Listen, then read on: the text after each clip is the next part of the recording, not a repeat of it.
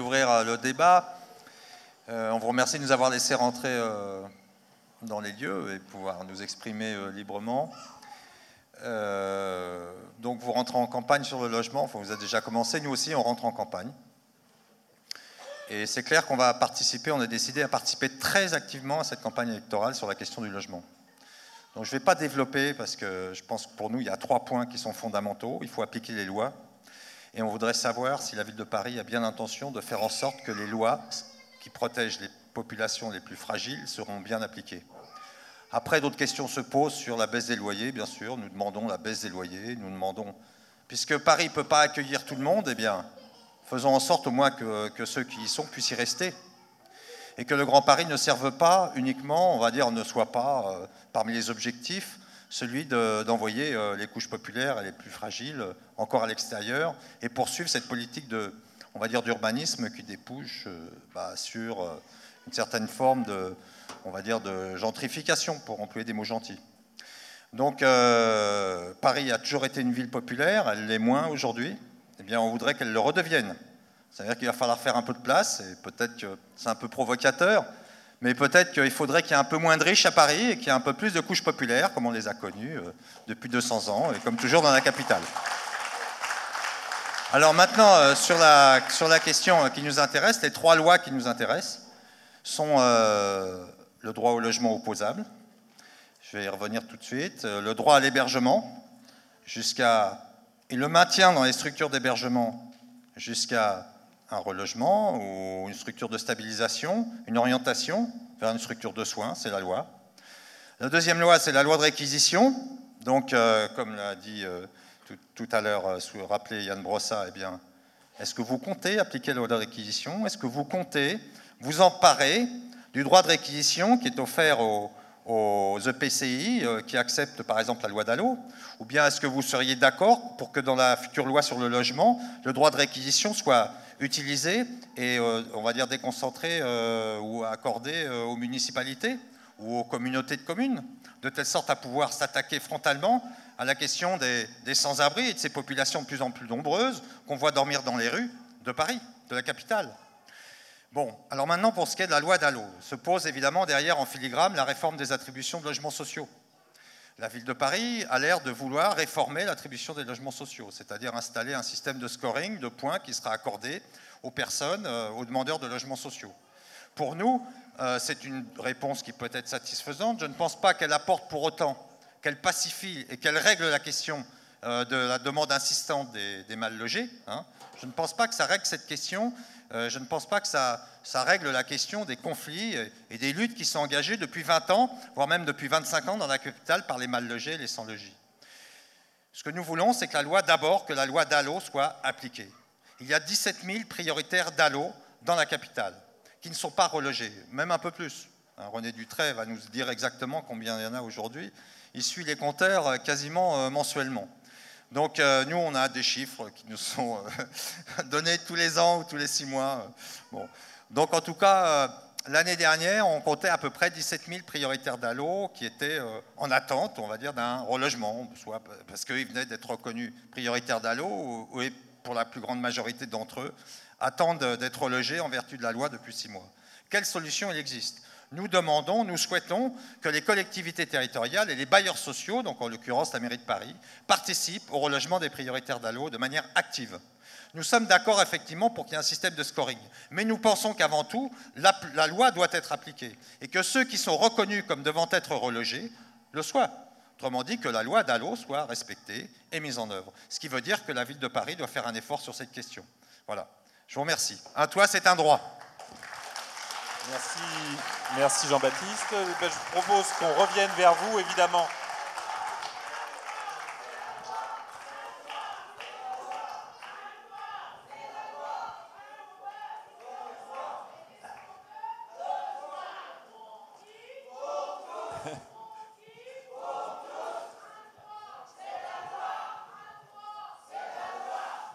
Merci.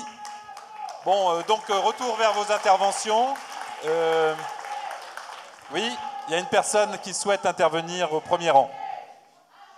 Oui, ça arrive, le micro.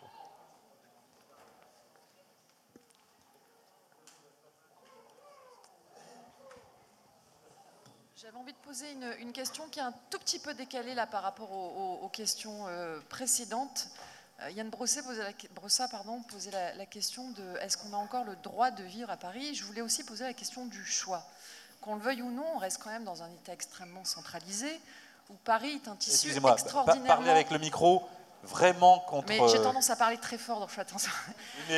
Paris là, reste quand même un tissu extraordinairement concentré en centre de décision, de ressources et de dynamique économique pourvoyeuse d'emploi. Alors on ne va pas faire le débat maintenant, mais par contre ça amène quand même une autre question sur la question du Grand Paris. On sait tous que sera discuté à partir, je crois, de fin mai, la question des métropoles et donc de Paris Métropole. Moi j'aurais trouvé intéressant de voir aussi la vision et les solutions que vous aviez tous par rapport à la question de l'ouverture et de la dimension métropolitaine. D'accord. Il y a une dame juste... Allez-y. Oui, bonjour, Paul Planck, premier adjoint à la mairie de Saint-Ouen, en charge donc de l'urbanisme et des finances. Et on a été souvent donc cité dans cette présentation et dans ce début de débat. J'aimerais apporter ma contribution. Il ne s'agit pas du tout pour moi de présenter le dispositif dans le détail à Saint-Ouen, ni de prétendre à une quelconque exemplarité, simplement vous dire quel est mon sentiment par rapport au débat qui s'est engagé. Saint-Ouen n'est pas du tout Paris. Saint-Ouen, c'est 47 000 habitants. C'est une ville de 400 hectares, donc comparaison n'est pas raison.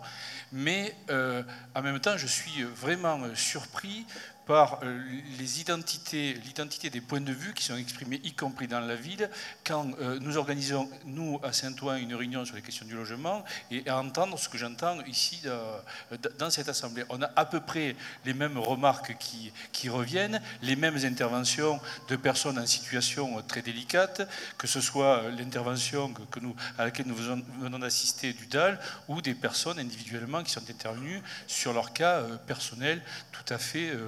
qui sont elles-mêmes en très grande difficulté. Moi, je crois que pour régler cette question, et ce n'est pas sans rapport avec l'intervention précédente, pour régler cette question, il y a quand même une dimension essentielle à traiter, qui est l'élargissement du raisonnement. À un moment donné, je prends l'exemple de Saint-Ouen, là par contre, pour montrer comment on n'arrivera jamais à résoudre la question si on ne se donne pas une autre échelle de raisonnement. Saint-Ouen, c'est 20 000 logements existants, donc incomparable avec Paris, mais c'est dans le projet qui est aujourd'hui un des plus grands projets, si ce n'est le plus grand projet de la région parisienne à travers le dossier des DOC, c'est la production de 5 000 logements supplémentaires. Il n'empêche que, même si personnellement je mène ce combat-là et ce projet aujourd'hui est plus que bien lancé, on a exactement le même type de remarques, le même type de manifestation à Saint-Ouen. Donc c'est inquiétant, parce que ça veut dire qu'on est en train d'essayer de vider la mer. Et aujourd'hui, moi je pense que le débat sur la production de logements en général, il faut l'étendre au niveau du Grand Paris ou de Paris Métropole, on l'appelle comme on veut. Sinon, on ne s'en sortira pas. Nous, c'est pas 20%, on n'est pas passé de 13 à 20, on est déjà à 41% de logements sociaux. Et on a confirmé dans notre nouveau PLH 40% de logements sociaux. Simplement, ce qu'il me semble, c'est qu'il faut une volonté politique. Parce que si on laisse faire, et je reprends tout à fait les propos de Yann, si on laisse faire les seules lois du marché, quand on a lancé, nous, la réflexion sur le PLH, quand on a dit 40% de logements sociaux, ils nous ont dit, ceux-là, ils ne sont pas bien, c'est pas possible, c'est inimaginable. Les services de l'État nous ont dit, il n'en est pas question, le préfet nous a dit, il n'en est pas question. Résultat des courses, nous avons notre PLH accepté, y compris par les services de l'État, avec 40% de logements sociaux. Quand nous avons établi la charte promoteur, on nous a dit, mais ça ne va pas bien, qu'est-ce qui vous a pris, vous n'êtes pas tout à fait normaux. On a dit réduction à 0 place, je ne rentrerai pas dans les détails, mais 0 place de parking par logement. On a dit, les promoteurs ont dit, mais attendez, on n'a jamais vu ça, vous êtes fous. Résultat des courses, les promoteurs ont tous signé, et y compris l'un des plus grands promoteurs français, Nexity, se répand dans la presse aujourd'hui en disant si on veut relancer la politique du logement, il faut faire ce qui s'est fait à Saint-Ouen par exemple, alors qu'on l'a contraint à pratiquer des prix qui étaient largement au-dessous des prix que lui souhaitait appliquer. Il faut savoir que dans la crise actuelle aujourd'hui, Nexity et tous les promoteurs présents sur la place à Saint-Ouen commercialisent beaucoup plus facilement à Saint-Ouen que ceux qui ne le font, pardon Anne et pardon vous deux, sur Paris, y compris sur des projets emblématiques de Paris, donc y compris même sur les pseudo-lois du marché, ils retrouvent aujourd'hui, eux, plus de rentabilité sur un projet qu'ils font à Saint-Ouen que sur des projets éventuels qu'ils le font sur Paris. Et dernier élément, je reprends tout à fait ce qu'a dit René, cette politique ne peut pas être que la charte promoteur, ne peut pas être que l'exigence de 40% de logements sociaux, ne peut pas être que le travail sur l'habitat diffus dégradé, mais aussi il y a une loi que nous appliquons nous avec vraiment beaucoup de détermination, c'est la préemption. Et aujourd'hui, là aussi, quand on est attaqué nous-mêmes au tribunal administratif très régulièrement sur cette question-là, et aujourd'hui, on fait le choix, y compris de budgéter dans le budget de la commune les éventuelles condamnations de l'application du droit de préemption. C'est une décision politique où nous disons aujourd'hui, nous nous opposons aux lois du marché. Merci. Je vais donner la parole à Alain Faradji de la Gauche Unitaire. Je ne vois pas où il est parce que Ah, il est là-bas. Voilà, qui est une des formations du Front de Gauche. Juste derrière. Merci. Bon, bonsoir à tous et à toutes.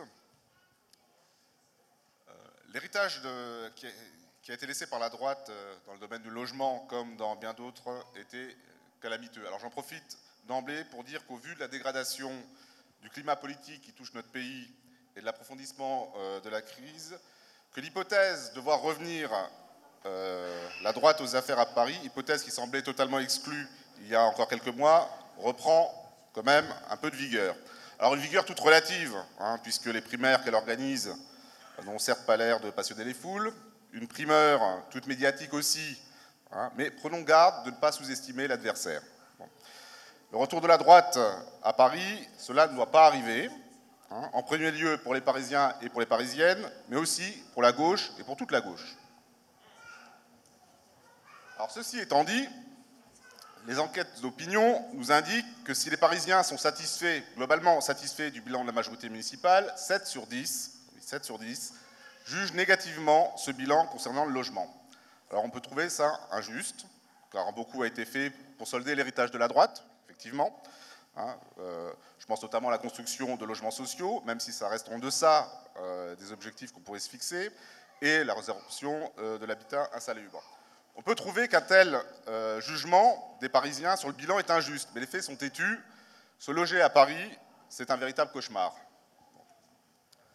Et c'est sur ce vécu, largement partagé, que la droite va concentrer ses efforts. Sa probable candidate nous dit, et je cite, « Le recours systématique et désordonné au tout social a participé à la hausse des prix de l'immobilier. » Donc il faut bien la comprendre, celle-là, quand même. Le recours systématique et désordonné au tout social a participé à la hausse des prix de l'immobilier. Donc pour elle, le fait de mener une politique qui permette aussi aux classes populaires de se loger à Paris est l'une des causes du coût exorbitant de l'habitat. Bon, tout ça n'a aucun sens. Peut-être qu'il aurait fallu vider Paris totalement des familles aux revenus modestes pour faire place nette aux riches. Alors là, dans l'entre-soi confortable des privilégiés de la fortune, par magie, les prix auraient sans doute baissé. Mais c'est sans doute pas ça qu'elle veut dire. Du moins, je l'espère, pour la qualité de la campagne. Non, son propos est ailleurs.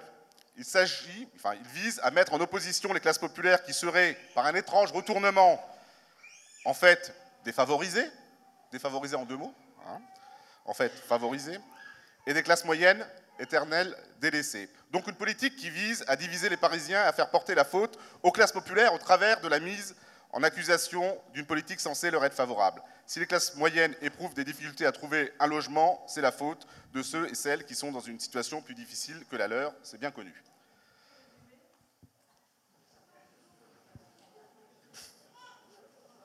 C'est bon, je peux continuer ? Bon, au but. Allez-y. Il faut suivre un peu, mais... Bon, c'est évidemment pas parce que si les classes moyennes ont des difficultés à se loger, c'est la faute des classes populaires, évidemment pas parce que la ville est en proie à l'avidité des spéculateurs amis de cette droite. Bon. Alors c'est un discours de division classique de la droite, bon. Mais ce discours peut être potentiellement dévastateur. Bon. Donc on voit la question du logement, les difficultés auxquelles sont confrontés nos concitoyens peuvent devenir aisément le terrain sur lequel peuvent s'ébrouer tous les démagogues, tous les ambitieux qui se fichent en fait comme d'une guigne de la vie des Parisiens et des Parisiennes. Bon. Alors la ville de Paris n'est évidemment pas seule en cause, car si elle est en première ligne, elle est aussi tributaire des politiques décidées à l'échelon gouvernemental. Alors je vais prendre rapidement, mais alors vraiment rapidement, deux exemples récents. Le premier, qui n'est pas que symbolique, il s'agit des réquisitions de logements vacants. Bon, comme le rappelle l'association Droit au logement, le bilan est maigre, malgré l'effort engagé au départ, on se retrouve au bout du compte avec une cinquantaine de logements en voie de réquisition, dont 21 dans le sud-ouest, 30 en Île-de-France, mais aucun à Paris. Bon. Le second exemple, c'est le dispositif Duflot, qui remplace le dispositif Cellier. Je vous prie de croire que ce n'est pas de l'acharnement personnel, mais il se trouve qu'il s'agit d'un ministre en exercice. Donc, second exemple, donc, le dispositif Duflot. L'Observatoire français des conjonctures économiques dit, on peut difficilement soupçonner le FCE d'être une antenne de la Fondation Abbé Pierre, dit que le nouveau dispositif d'investissement locatif Duflot, qui s'applique depuis 2013, s'avère attractif pour les investisseurs. En revanche, il remplit peu son but social et coûte très cher à l'État. Bon. Donc, il y a un problème de ce point de vue-là. Alors, la philosophie générale qui devrait animer la gauche dans notre ville, c'est d'agir pour le maintien de la mixité sociale à Paris et l'accès au logement pour tous, sans diviser les Parisiens entre eux. Bon. Alors, trois éléments très rapidement. Bon.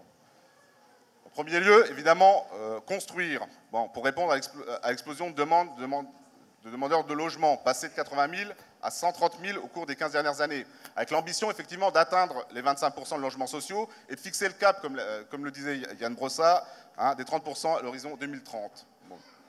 Alors j'ai vu avec attention qu'Anne Hidalgo proposait la construction de 60 000 logements par an. Non, par an. Sur 6 ans. Sur 6 ans, pardon, au rythme de 10 000 par an. Alors on peut discuter de l'ampleur de l'effort réalisé. Bon, tout le problème, c'est de réussir à tenir un tel engagement dans la durée, en sachant en plus que les politiques publiques sont contraintes par des politiques visant à faire baisser la dette. Bon. Celui de 6 000 logements par an sur la mandature en cours n'a par exemple pas été atteint en 2012 avec 4 500 logements. Bon. Alors quant à la transformation d'une partie du parc immobilier tertiaire en logement, un partenariat avec le secteur privé dans le cadre d'un pacte pour le logement, si j'ai bien lu, et la création d'une agence immobilière publique-privée, il me semble que ça doit appeler des précisions, en particulier sur la manière dont sont pensés ce type de partenariat avec des acteurs privés dont le but est de dégager de la plus-value et pas de faire de la philanthropie. Deuxième élément, le prix du foncier, mais je ne vais pas y revenir, on l'a dit. Et le troisième élément, c'est la coordination. La coordination entre la région, la métropole, voilà. Bon, mais tout ça, on aura l'occasion d'en rediscuter au cours de la campagne avec les Parisiens et les Parisiennes et entre nous. Merci. Merci Alain. Peut-être deux personnes, on se retournera vers mes voisins et ma voisine. Alors, il y avait... alors, il y a une dame ici, voilà. La dame en blanc.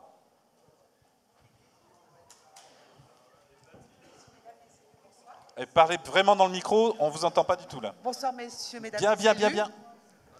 Il faut maintenir le micro à proximité de la bouche. Messieurs, dames, les élus, bonsoir, enchanté, ainsi que messieurs, mesdames, ici présents. Moi, en fait, je suis très choquée par la loi Dallot depuis 2008. J'ai toujours, à chaque fois, fait des recours. Là, on m'a accordé, parce que la propriétaire, il y a l'expulsion, il y a la vente. J'ai écrit à monsieur le préfet de Paris d'Île-de-France, qui m'a répondu, tout simplement, allez voir sur le site voilà, et voyez votre dossier où il en est. Alors que la loi Dallot, elle s'arrête pour moi au mois d'août, exactement. Donc, je trouve que cette loi Dallot, malheureusement, elle est très mal faite. Sinon, moi, je trouve que depuis le nouveau gouvernement, il y a eu beaucoup de choses, surtout Madame Duflot, elle a fait beaucoup.